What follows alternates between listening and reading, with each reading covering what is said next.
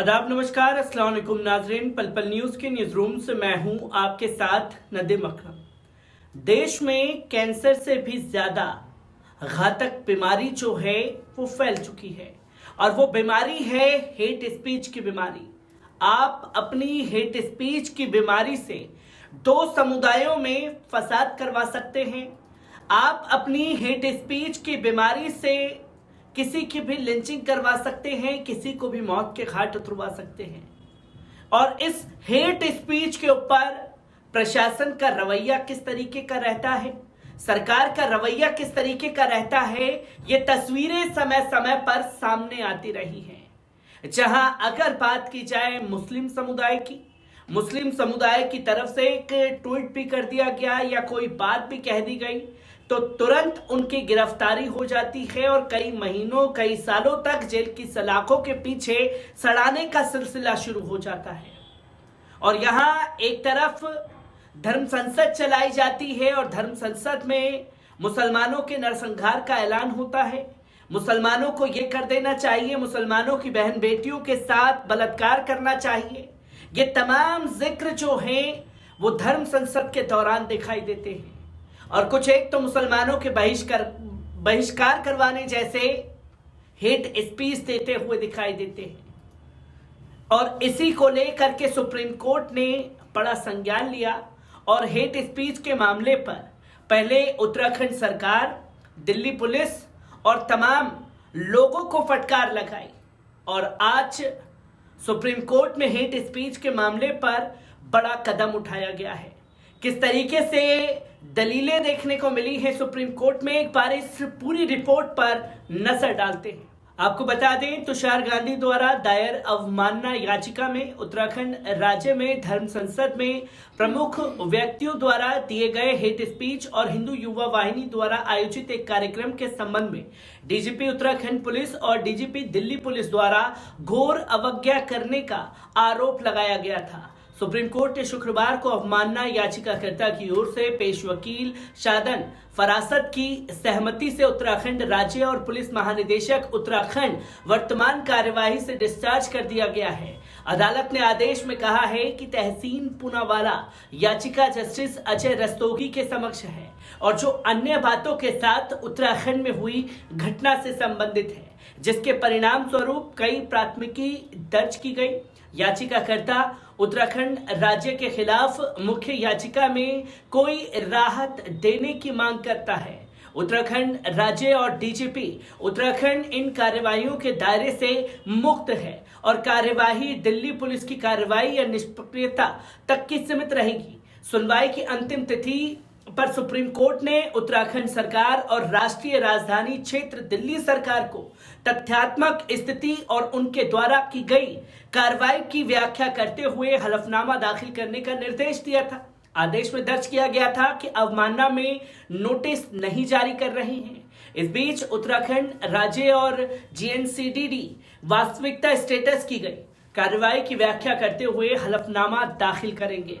शुक्रवार को फरासत ने शुरुआत में सीजीआई डीवाई चंद्रचूड़ और जस्टिस हिमा कोहली से कहा कि उत्तराखंड राज्य ने जनाब दाखिल किया गया है लेकिन पुलिस ने नहीं किया है।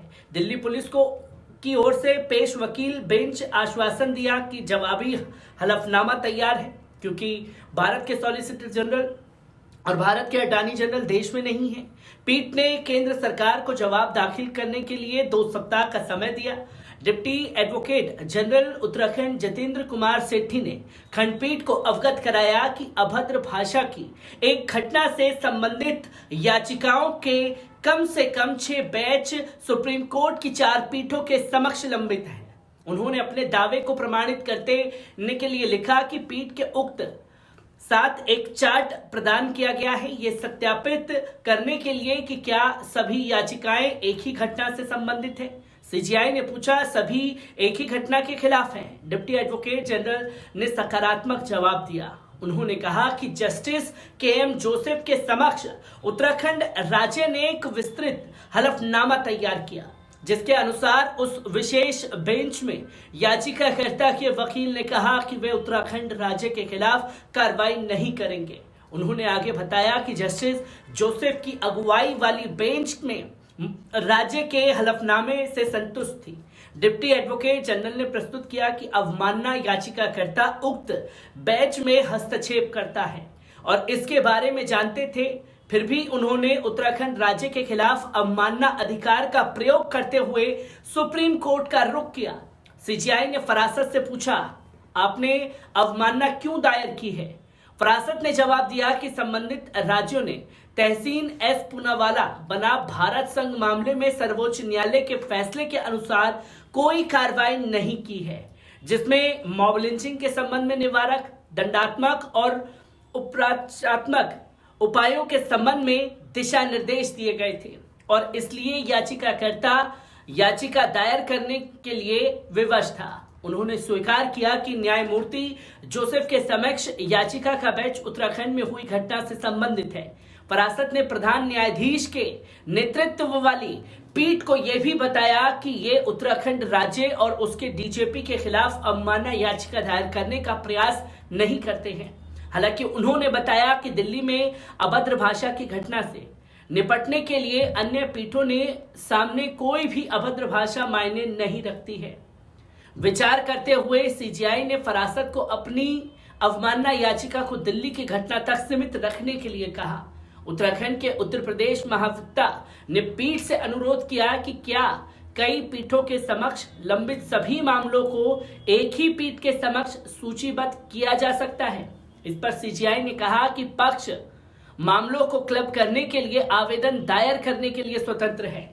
उन्होंने वर्तमान अवमानना याचिका के आधार का उल्लेख किया, जो 17 से 19 दिसंबर तक हरिद्वार में आयोजित 3 दिवसीय सम्मेलन धर्म संसद और दिल्ली में 19 दिसंबर 2021 को हिंदू युवा वाहिनी के सदस्यों द्वारा आयोजित कार्यक्रम में किए गए हेट स्पीच से संबंधित है। उन्होंने जोर देकर कहा कि भाषण स्पष्ट रूप से घृणास्पद थे।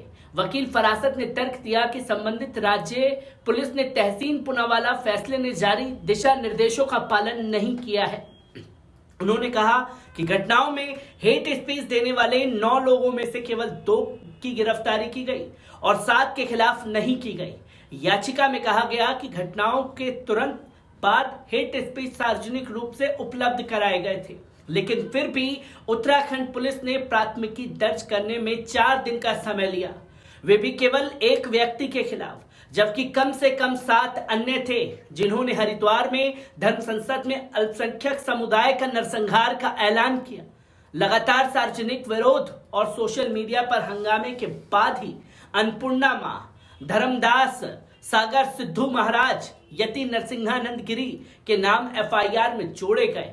घटना के लगभग 2 सप्ताह बाद यानी कि 2/1/2022 यति नरसिंहानंद गिरी, सिंधु सागर, परमदास, साध्वी अन्नपूर्णा, आनंद स्वरूप, अश्वनी उपाध्याय, सुरेश चव्हाण, प्रबुंदन गिरी और जितेंद्र नारायण त्यागी के खिलाफ एक और प्राथमिकी दर्ज की गई थी, लेकिन वे भी केवल आईपीसी की धारा 153A, 295A के तहत, जबकि अभद्र भाषा की प्रकृति आईपीसी की धारा 121A, 124A, धारा 120 के तहत गठित होती है। यूएपीए 295, 298, 505 आकर्षित करने के लिए काफी गंभीर थी। अवमानना याचिका दायर करने के लिए समय 6/1/2022 के आसपास दिल्ली पुलिस को हिंदू युवा वाहिनी द्वारा आयोजित कार्यक्रम में अशोभनीय रूप से दिए गए हेट स्पीच का संज्ञान लेना बाकी था, जहां तमाम दलीलें सुप्रीम कोर्ट में रखी गई। फरासत द्वारा जिन्होंने तमाम चीजें लोगों के सामने रखी और इसके ऊपर फिर अंत में आकर के सीजीआई चंद्रचूड़ को एक गंभीर फैसला लेना पड़ा, जिसमें डीजीपी के ऊपर गाज गिराई गई है और उत्तराखंड सरकार और दिल्ली सरकार और पुलिस से कड़े शब्दों में जवाब मांगा है कि इसके ऊपर एफआईआर देरी से दर्ज करने का आखिर मामला क्या था। ये तमाम चीजें हेट स्पीच के मामले में सुप्रीम कोर्ट में देखने को मिल रही हैं, जिसकी तस्वीरें समय समय पर सामने आ रही हैं, क्योंकि इससे पहले भी कड़ा रुख हेट स्पीच के मामले में सुप्रीम कोर्ट ने अपनाया था। मैं सुप्रीम कोर्ट में हेट स्पीच के मामले से जुड़ी हर एक अपडेट आप लोगों के साथ साझा करता रहूंगा। दीजिए इजाजत, शुक्रिया।